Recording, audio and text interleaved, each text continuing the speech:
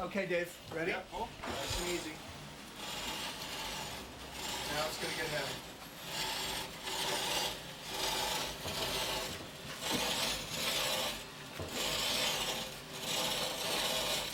Okay, if it's possible for you to be a little more vertical. You know what I mean?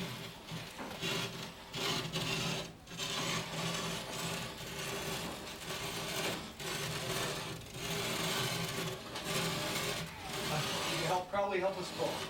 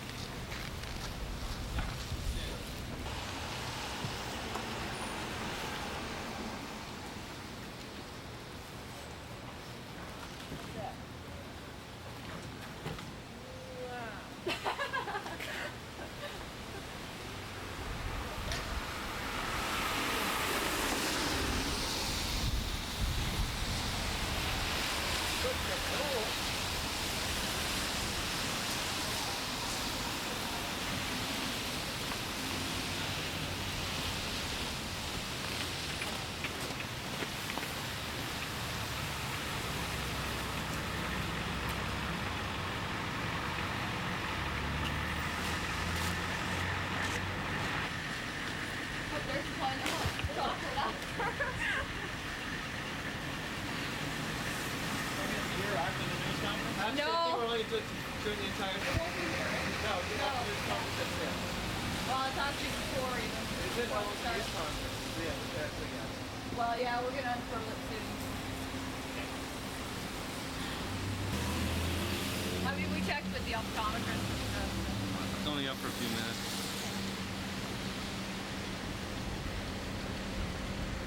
Ready to answer any questions. This is just a chance for Andrew Jackson, who's an economist with the Canadian Labour Congress, and Hugh McKenzie, if he doesn't disappear, who was a former chair of the Fair Tax Commission in Ontario, and they'll both be pleased to answer any of, again, the more technical questions around the budget. Okay.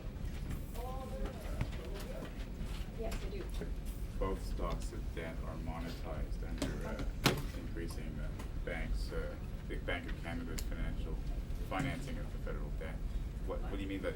What do you mean by the debt that's held by banks right now is monetized? Well, right now, the Canadian chartered banks hold about $80 billion worth of Government of Canada bonds. So basically, they've taken depositors' money and invested that in Canadian bonds, and that holding of bonds is for them part of their cap, their loans by virtue of holding that stock of safe assets.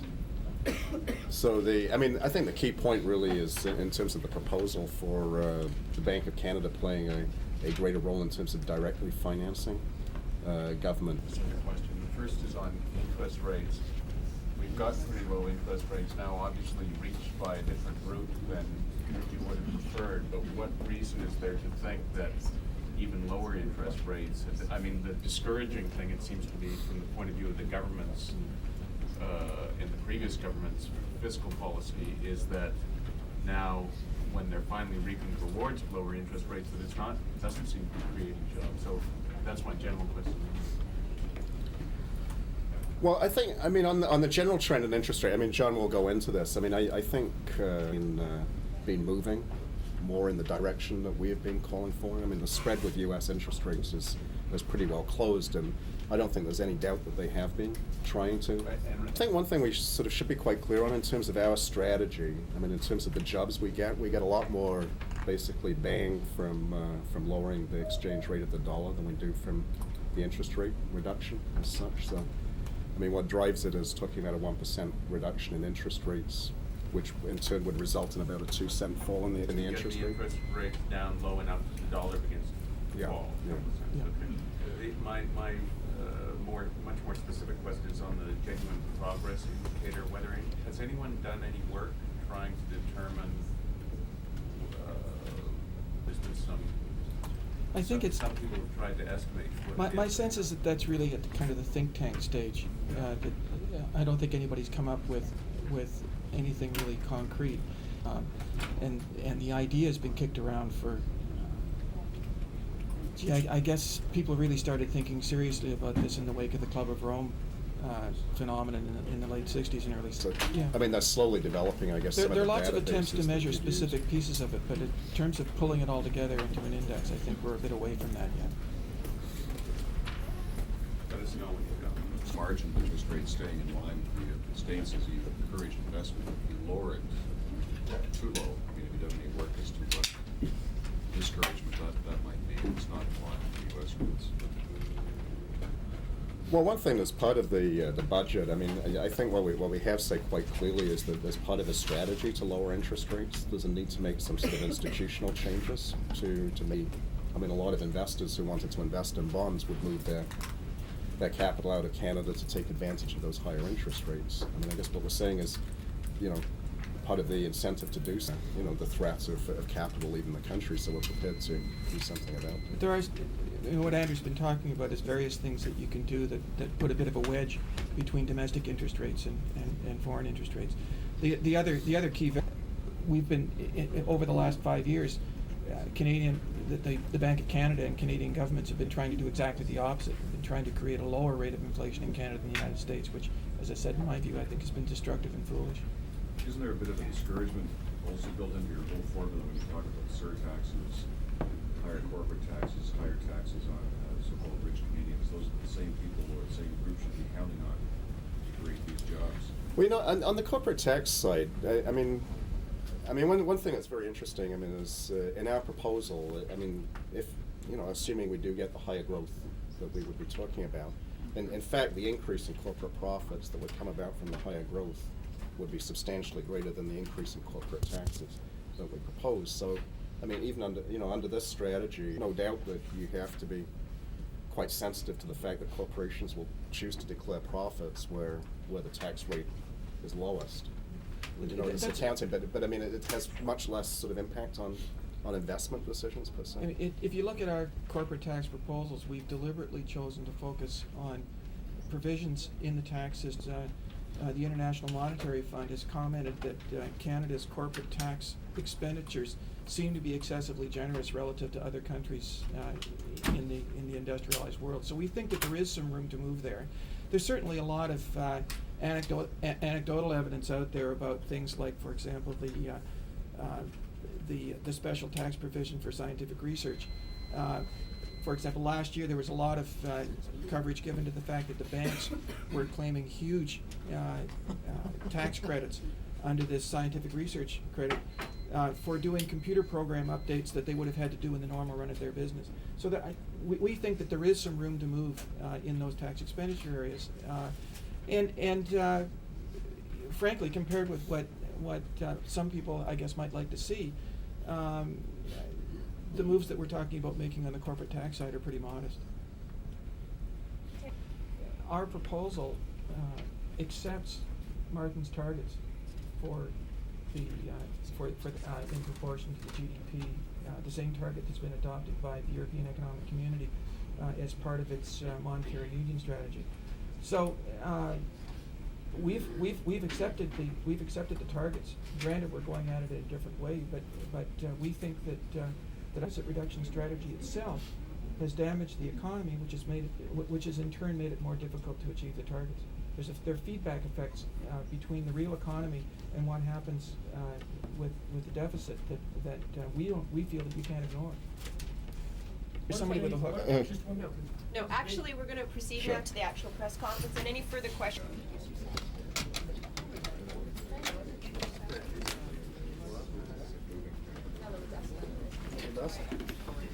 We could probably share.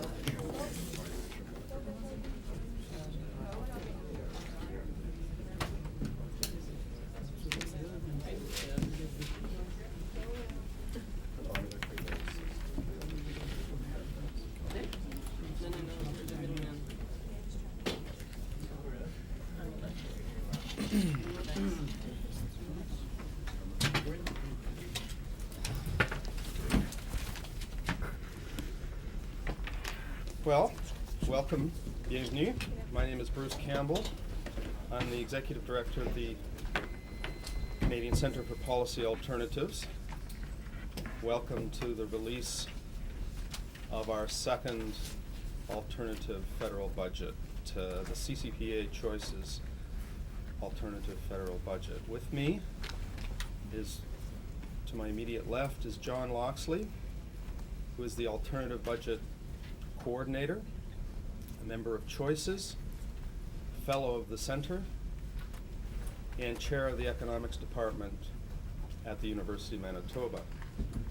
To the left of John is Lynn Toupin, Executive Director of the National Anti-Poverty Association organization, and a member of the Steering Committee of the Alternative Budget.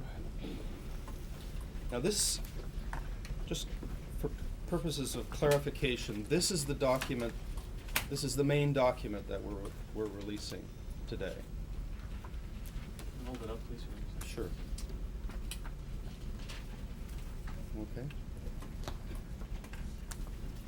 A couple of weeks ago, we released the framework document, which is a longer document which sets out the priorities and parameters and really sets the context within which the final budget document was prepared. And that's this document here.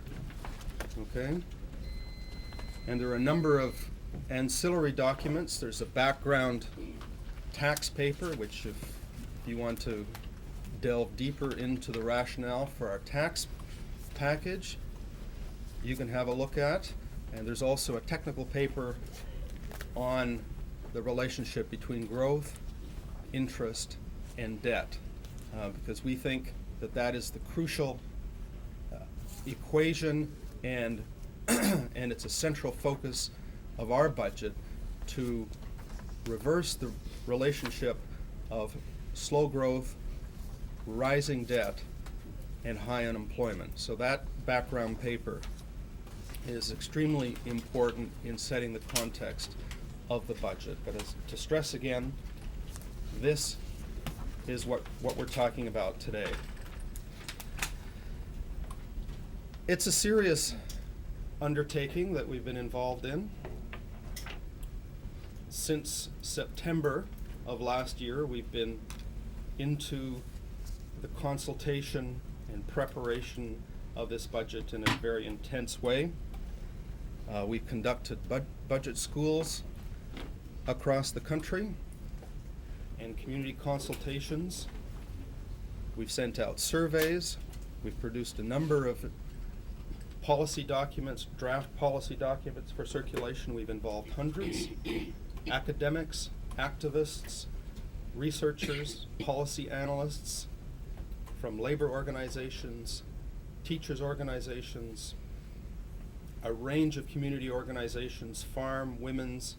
At the national level, there are over 30 organizations that have participated in one way or another in the preparation of the alternative budget.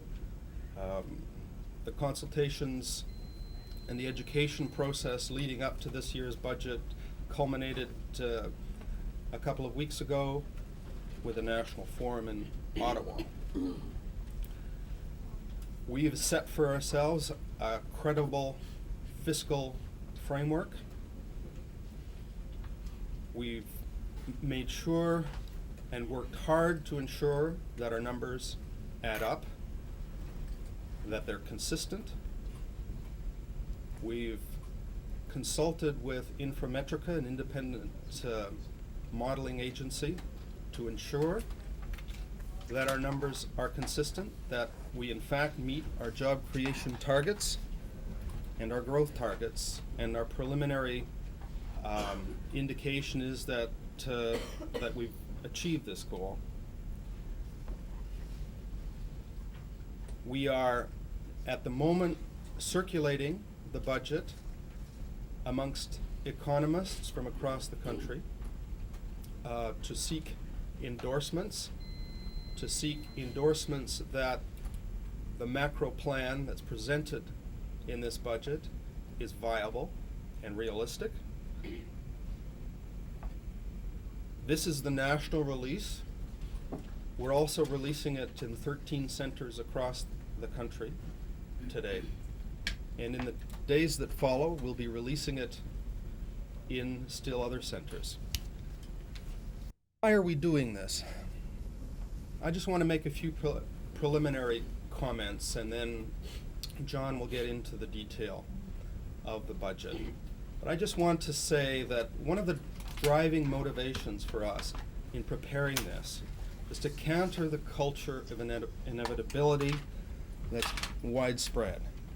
The sense that there is no alternative, that there's no alternative to huge cuts in our social infrastructure, that there's no alternative to massive layoffs in the public sector, that there's no alternative to continued mass unemployment, economic insecurity, widespread poverty, and the sense of endless sacrifice into an indefinite future. The alternative federal budget is many things. It's a project of education, budget literacy, if you will. It's a project of consensus building.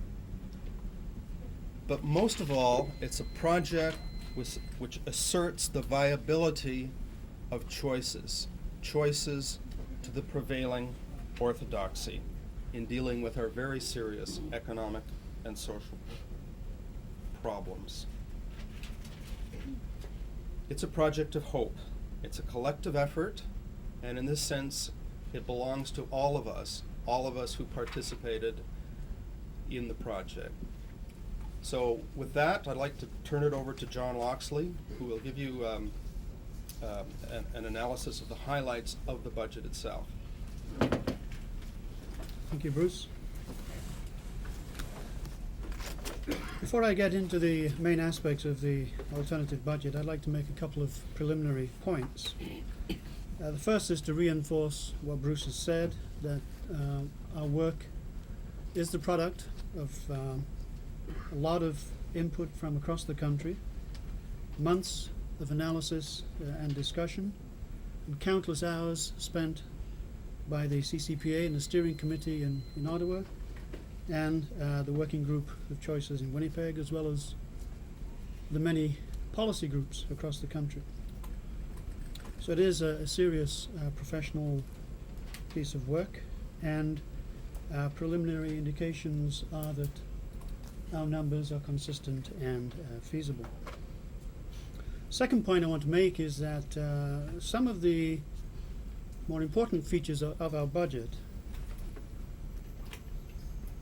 are to be found, in fact, in the Liberal Red Book, even if they're not to be found in last year's budget and the impending federal budget.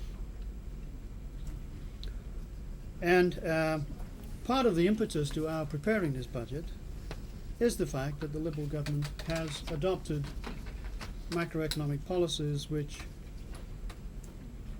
maintain very high levels of unemployment, which deepen poverty, which cut social services and social programs, and widen the gap, the already wide gap, between rich and poor. And we believe that this maintains a permanent low-growth economy. Our budget takes a different and more constructive approach.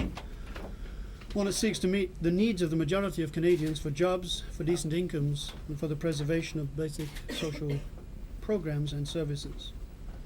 And we're convinced that these positive goals can be met while still dealing effectively with the government's debt deficit problem. In fact, we take the position that the government's attempt to pay down its debt solely through spending cuts and layoffs is as senseless as it is harmful, because spending cuts and layoffs have the effect of further depressing the economy and further reducing tax revenue. Instead, we prefer an approach which puts people back to work, increases their ability to pay taxes, and reduces demands on the budget for UI and social assistance payments. We prefer an approach which increases economic growth to rates in excess of the interest rate, and we believe that ultimately this is the only permanent solution to our debt problem. As you can see, our budget has 4 interrelated components. The first of these is a very strong emphasis on employment creation. And I should add that when you look at the forecasts of the private sector, which are in our budget, and which are the basis, the starting point for our budget, you'll find these on page 4, you'll observe that even on these forecasts, the employment growth which is predicted for the coming year will be barely sufficient to absorb the growth in the labour force. And more recent forecasts are even arguing that this is not likely to be reached. So our starting point is that this is not an acceptable situation, that the unemployment in this country is far too high as it is, and we're heading towards a situation where it's going to get no better, and for certain sections of society, including youth, it's going to get much worse. The second component of our budget is the maintenance and, in some areas, the strengthening of social programs with clear national standards. The third component is moderate, fair, and selective increases in taxation of corporations and the wealthy. And finally, fourth component is a prudent fiscal policy, especially one which reduces the burden of federal government debt to 60% of GDP over a 5-year period. That's our central target. And as you see, if our assumptions are correct, we reach it. Turning to the first component, employment creation, this has 3 subcomponents. It's based, first of all, on reducing real interest rates. And we would require the Bank of Canada to bring down the nominal interest rate by 1 percentage point. So our program is a monetary policy program to some extent. And we would argue that through this we stimulate domestic demand for housing, consumer durables, and private investment to some degree. To achieve this, the Bank of Canada would gradually reduce its overnight lending rate to commercial banks and would gradually increase its holdings of federal government debt by 2% of outstanding federal debt per annum. This would be the equivalent of $12 billion a year, and government debt servicing charges would fall by the interest on this amount, since the government owns the Bank of Canada.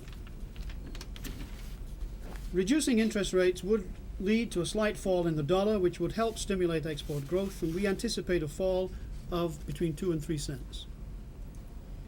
We would in this way also reduce overseas holdings of government debt, and we, by the Bank of Canada purchasing federal government debt, and we would consolidate this trend, which we think is very important in terms of restoring our sovereignty, by a series of other institutional reforms, and I'll list some of these. These are, for instance, phasing out the 20% which is currently allowed for the overseas investment in RRSP programs. Secondly, we would require all RRSP portfolios to maintain a portion of government bonds.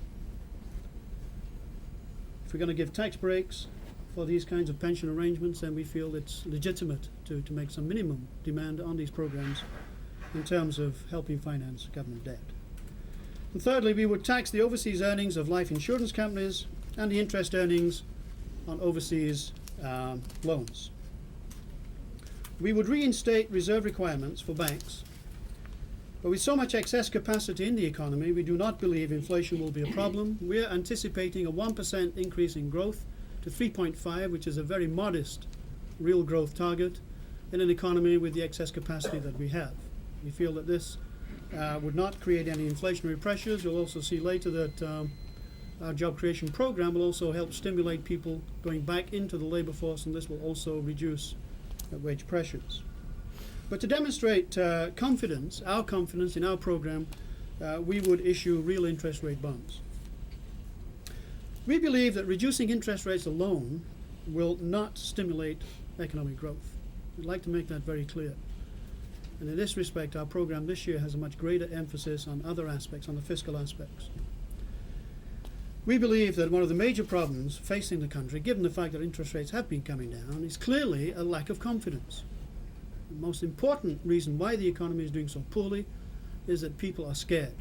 They're frightened, they're in fear of losing their jobs, and the government has done a great deal to help create and foster this climate of fear.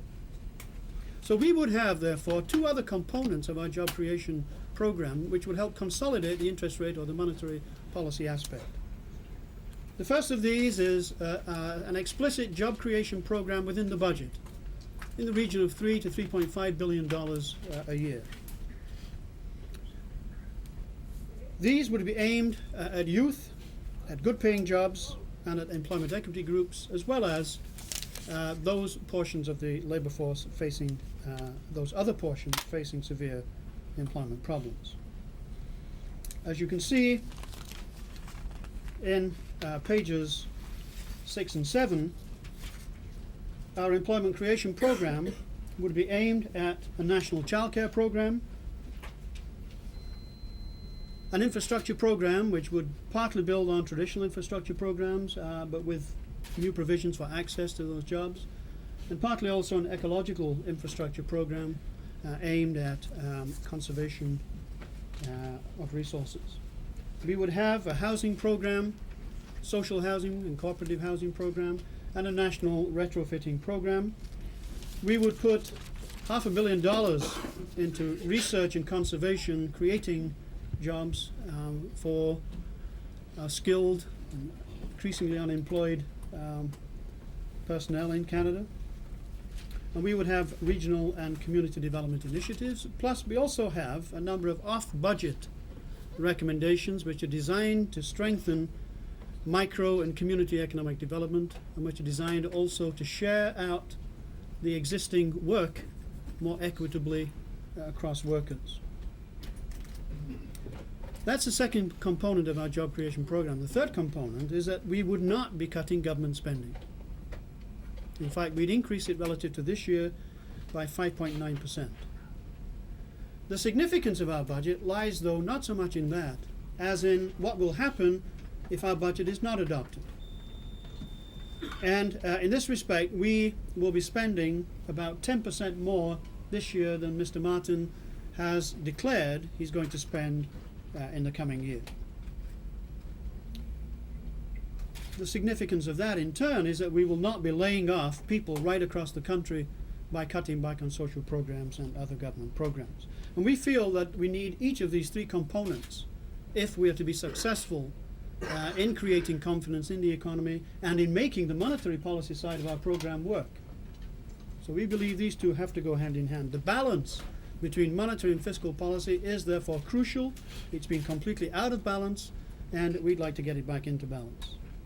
If our program is successful, economic growth would increase by 1 point to 3.5% per annum, roughly. And inflation, we expect, would creep up to within the existing Bank of Canada limits to about 3%, a bit less. We would raise the number of jobs between 300,000 to 400,000, depending on how robust the underlying forecasts are in the private sector. And because the labour force participation would grow a little faster than that anticipated by the private sector, which is about 1.4, 1.5, ours would go to 1.7, 1.9, because if you create jobs, more people are going to start looking for them. So once you factor in that provision, our unemployment rate would drop from over 9 at the present time down to between 7.5 and 8.2, depending on how successful we are in creating jobs. So maintaining and slightly increasing program spending is in fact crucial to our program. And we have a somewhat different approach to program spending from Mr. Martin. I'd like to ask Lynn Toupin to say a few words about that.